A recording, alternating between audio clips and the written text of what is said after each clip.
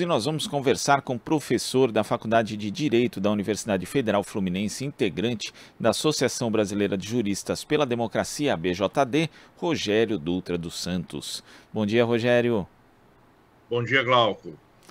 Rogério, ontem o Partido Liberal, PL, anunciou oficialmente Jair Bolsonaro como candidato à reeleição à presidência da República num evento realizado no Maracanãzinho. E ali nós tivemos, para variar, ataques ao Supremo Tribunal Federal, também algumas ameaças pouco veladas, chamamentos, inclusive, em defesa da liberdade para o povo ir para as ruas no 7 de setembro. De uma forma geral, como é que você viu esse lançamento, a performance do presidente nesse evento, Rogério? Glauco, o que chama mais atenção nesse evento é o fato de que pela primeira vez, ou uma das primeiras vezes, é que o Bolsonaro ele está reagindo a um movimento político de grande envergadura feito pela campanha do presidente Lula. Né? A campanha, como a gente sabe, fez um grande ato público na Cinelândia do Rio de Janeiro há alguns dias, e isso chamou uma quantidade enorme de pessoas, mais de 70 mil pessoas, na estimativa mais pessimista, e o Bolsonaro se sentiu na obrigação de reagir a isso no lançamento oficial de sua candidatura. E ele fez isso no Maracanãzinho. O Maracanãzinho cabe 11, 12 mil pessoas e, pelo que consta, havia somente 7 mil pessoas, ou seja, 10 vezes menos gente do que no ato público do Lula no Rio de Janeiro. Né? Então, essa reação demonstra que o Bolsonaro ele começou a ficar nas cordas. Né? Ele não está mais dando o tom da campanha como ele fazia antes,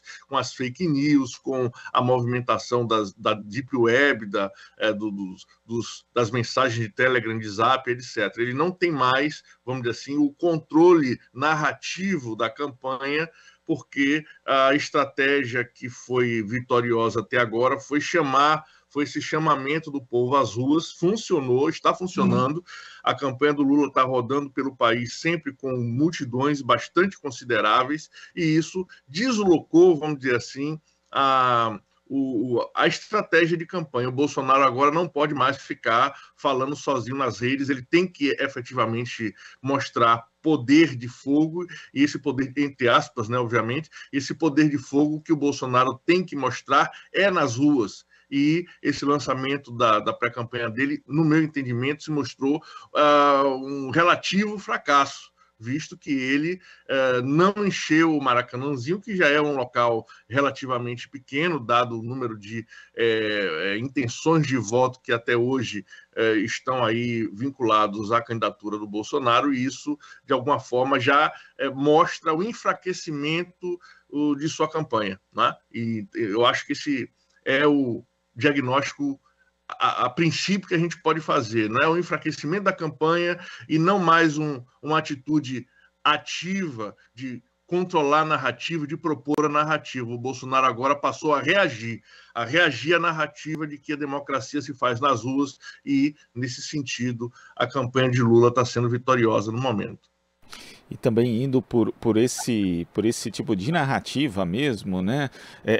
A gente tem aí uma certa dificuldade em ver como que Bolsonaro vai conseguir, justamente por conta dessa falta de adesão do público ontem, Rogério, como ele vai conseguir cumprir a expectativa em relação ao 7 de setembro, né? Porque é uma aposta também retórica dele, em todo o discurso ele vem citando isso, falando ainda, né? Porque nós temos aí uma data redonda, é o bicentenário da independência.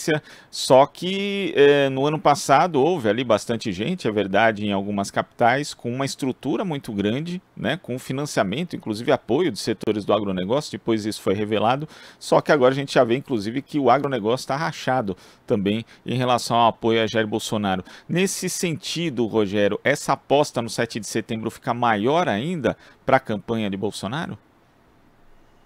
Eu acredito, Glauco, que um dos erros estratégicos da campanha de Bolsonaro foi apostar no 7 de setembro, ou seja, uma data muito longínqua, na qual ele ainda não teria o controle do tamanho desse negócio, né? Então, a gente está percebendo que, realmente, apesar de todos os benefícios que ele conseguiu, junto com Arthur Lira, dar ao Centrão no Congresso Nacional, né? O Arthur Lira, o presidente do Congresso, presidente da Câmara dos Deputados, ele não conseguiu ainda a galvanização de um apoio fiel do Central, que vamos dizer assim, um oxímoro, né? É uma coisa que não acontece, um apoio fiel do Centrão. Mas, por conta disso, o 7 de setembro efetivamente pode ser menor do que foi o ano passado.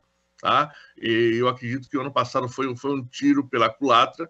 Ele não tinha acumulado força suficiente para realizar um 7 de setembro com golpe de Estado, com invasão do STF, e agora ele tem menos força ainda, porque, às vésperas da campanha, ele não conseguiu mostrar liderança política, ele continua a quase 20 pontos atrás do presidente Lula, e isso faz com que as forças políticas que antes ainda conseguiam apostar no Bolsonaro, no seu terceiro ano de governo, né, no passado, hoje já não tenham mais uma perspectiva de manutenção do poder, né?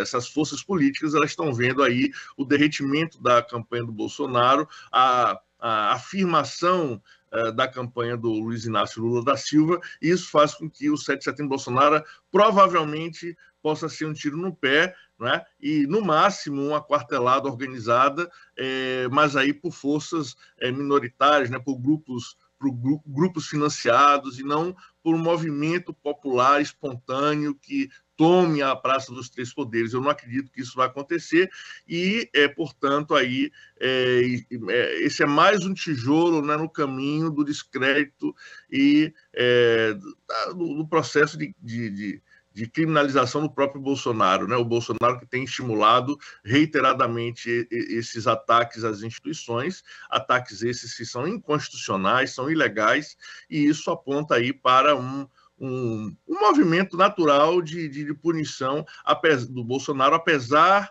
da falta de iniciativa, da leniência criminosa do Procurador-Geral da República, que tem se negado a iniciar os processos contra o presidente, que foram, muitas vezes, ali já chancelados por investigações do próprio STF.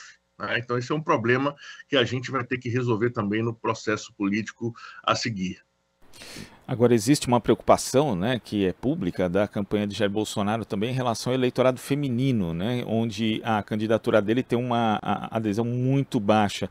E ontem nós tivemos a primeira-dama Michele Bolsonaro fazendo um discurso ali, inclusive ela foi precedida pelo próprio presidente dizendo, né, falando uma passagem bíblica sobre o valor da mulher virtuosa, né, e o discurso dela é bastante carregado de religiosidade ali, de moral, e puxa, na verdade, para um segmento do eleitorado feminino, né? Não é para todo o eleitorado feminino, Rogério.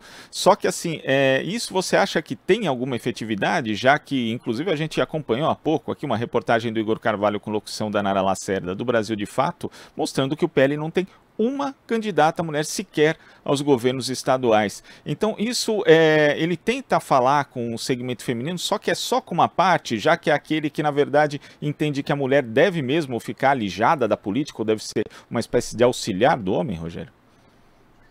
Glauco, eu diria que no Brasil uma verdade, um fato concreto na vida da maioria das mulheres é a ameaça constante de violência, especialmente de violência doméstica, né? A gente sabe que a maioria das mulheres que sofrem violência e sofrem, inclusive, feminicídios, são mulheres que têm como algozes os seus companheiros.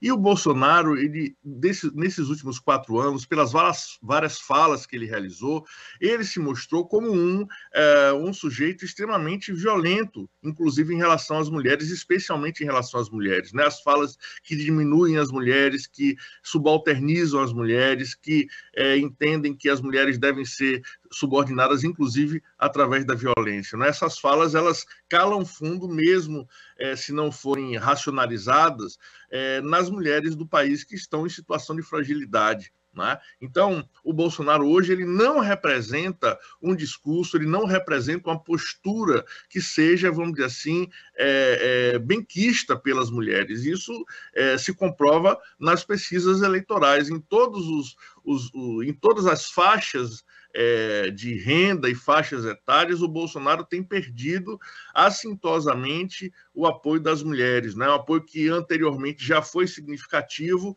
hoje é muito diminuto, e isso faz parte do processo de afirmação de um determinado modelo de narrativa, e faz parte de um processo de conhecimento de alguém que não é mais apenas um candidato, e sim alguém que governou o país, que está governando o país há 4 anos, e as pessoas não têm mais ilusões acerca de quem seja o Jair Bolsonaro. Então, acredito que esse movimento da Michelle Bolsonaro, do Bolsonaro, de eventualmente falar para um público seleto, vinculado ao pentecostalismo, né, o público feminino, ele é inócuo em relação à grande política, não é? A gente tem aí uma cisão entre discurso e realidade, né? Como você disse aí, o partido Bolsonaro não tem mulheres representantes e se colocando como candidatas em vários estados do país, e isso demonstra claramente a falta de cuidado, né, o desinteresse, né, do Bolsonaro em relação a participação das mulheres na vida pública, que é uma coisa que nós precisamos que aconteça. Existe legislação, inclusive o próprio partido do presidente não consegue alcançar os vetores mínimos que a legislação exige em termos de participação feminina nas candidaturas, né? Então, eu acho que a prática, o exemplo do Bolsonaro é o que demonstra efetivamente a sua desqualificação entre o público feminino. E sobre essa questão das pessoas não terem mais ilusão de quem é Jair Bolsonaro, Rogério, na semana passada, depois do encontro ali do Bolsonaro com embaixadores, a gente escuta, né, na mídia tradicional principalmente, aquelas vozes em off dizendo: olha, pessoas da campanha do Bolsonaro ou do Centrão estarão incomodadas com os ataques, né? Militares também não teriam gostado, alguns. Ou então aquele discurso de que tem uma ala técnica e outra ideológica no governo. Mas ontem foi um evento oficial de campanha em que Bolsonaro simplesmente repetiu os ataques que faz o STF, fez convocatórias que deixavam no ar inclusive uma certa dubiedade em relação ao estímulo à violência política mesmo, ou seja, fez mais do mesmo. Quer dizer, a essa altura do campeonato não dá para dizer que alguém que está junto com Bolsonaro, como por exemplo o presidente da Câmara, Arthur Lira, que estava lá presente, não sabe o que é e o que representa o governo dessa pessoa, Rogério. Com certeza, Glauco. A gente tem observado, desde que o Bolsonaro apareceu na vida pública, um insistente discurso de ódio, um discurso de discriminação. As eleições do Bolsonaro em 2018 foram baseadas em fake news. O Bolsonaro governou através de fake news, de discursos que promovem violência. Então, a capacidade política da existência do Bolsonaro, o fato dele continuar presidente da República até hoje, não ter sofrido impeachment, diz muito mais sobre a leniência dele com os movimentos de privatização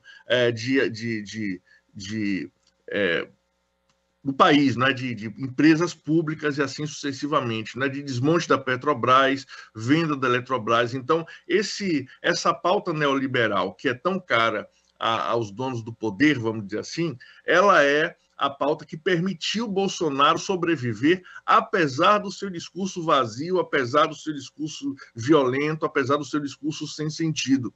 Então, não existe, vamos dizer assim, uma separação entre a postura ideológica, não é, do Bolsonaro, que é uma postura de descrédito de qualquer institucionalidade possível, uma postura que não quer saber da estruturação de uma ordem social em que se possa conviver com a pluralidade, e esse discurso ele se casa perfeitamente com o discurso técnico, abre aspas, do desmonte do Estado brasileiro, né? Obviamente que esse discurso também é ideológico, Então, não existe distinção entre discurso técnico e discurso ideológico no governo Bolsonaro. É tudo ideologia, uma ideologia de desmonte. É por isso que o Bolsonaro permanece como um ativo importante para os setores específicos da economia que querem se locupletar desse processo de desmonte do país. Mas isso, obviamente, tem um teto, tem um limite, o Bolsonaro chegou nesse limite, me parece que agora a gente está no momento das forças econômicas entenderem, inclusive, a necessidade da reconstrução da ordem econômica e da ordem política do país, sob a possibilidade de a gente não ter mais condição de ninguém, vamos dizer assim, lucrar com a existência do Brasil, né? A gente, diante de um segundo governo Bolsonaro, estaria claramente num processo, eu diria, de africanização do país, de balcanização do país, né? De divisão, de violência, de desmonte de qualquer tipo de condição de governo de fato. E isso eu acredito que as pessoas já têm percebido que não é o caminho, não é o futuro do Brasil, e por isso o Bolsonaro está sendo até agora rejeitado nas prévias eleitorais, aí, nas pesquisas eleitorais para 2022. Eu acredito que isso se confirme, e se o Bolsonaro resolver dobrar a aposta e efetivamente chancelar um processo golpista no 7 de setembro, tanto mais ele vai se isolar junto a maioria do eleitorado, vai ficar acantonado ali no radicalismo de extrema-direita que ainda o apoia. Rogério, a gente já está chegando ao final da entrevista, mas queria que você falasse primeiro a respeito, né, dessa questão da pré-venda do seu livro aqui, Agonia e Vertigem, o sequestro da democracia no Brasil, pela Cotter Editorial. Queria que você desse uma rápida pincelada aqui para a gente e depois vamos marcar aqui uma nova entrevista para você falar sobre o livro mais profundamente também. Pois é, Glauco, eu acabei de receber o link aí da editora agora de manhã, eu fiz questão de passar para vocês, então a gente está começando a trabalhar esse livro agora. É um livro que eu venho escrevendo desde 2014, a partir de crônicas e textos que publiquei em vários blogs da blogosfera progressista, analisando o andamento político do país, seja no que diz respeito às questões políticas propriamente ditas, seja no que diz respeito a questões que envolveram a participação política de setores do judiciário no golpe de 2016 e desde então até hoje. Então, é um livro que é dividido em duas partes. Numa parte eu falo das questões políticas a partir do xingamento feito a presidente Dilma no Itaquerão em 2014, durante a inauguração da Copa do Mundo, até agora as vésperas das eleições de 2022. E na segunda parte do livro eu faço uma trajetória aí do desmonte da política a partir da judicialização, a partir da criminalização da política, em especial do Partido dos Trabalhadores, especialmente com a Operação Lava Jato.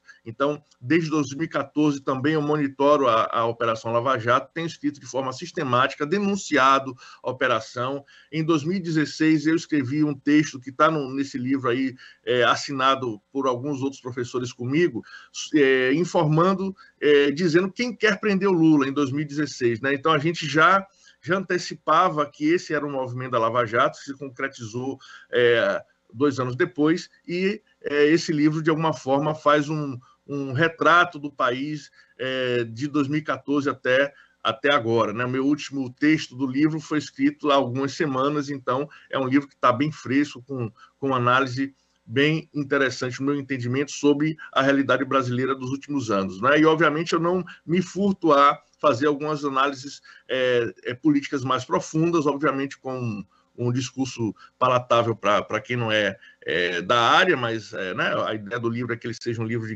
grande alcance, mas eu não me furto de trabalhar com conceitos como fascismo, estado de exceção e assim sucessivamente. Então, quem tiver interesse em compreender melhor esses fenômenos, eu trato deles de forma bastante consistente no texto também. Né? Não falo só de política, falo também dessas questões políticas estruturantes, né? E falo também de questões de natureza jurídica no que diz respeito ali às violações de direito realizadas pela Operação Lava Jato. Então fica aí a dica, Agonia e Vertigem, o sequestro da democracia no Brasil, do Rogério Dutra, e só conferir lá no site da Cotter Editorial, é kotter.com.br. Rogério, muito obrigado pela sua participação aqui no Jornal Brasil Atual. Até a próxima. Até, Glauco. Sigo aqui à disposição. Um abraço para vocês aí. Abraço. Conversamos aqui com o professor da Faculdade de Direito da Universidade Federal Fluminense, integrante da Associação Brasileira de Juristas pela Democracia, BJD, Rogério Dutra dos Santos. Aqui você ouve as notícias que os outros não dão. Jornal Brasil Atual.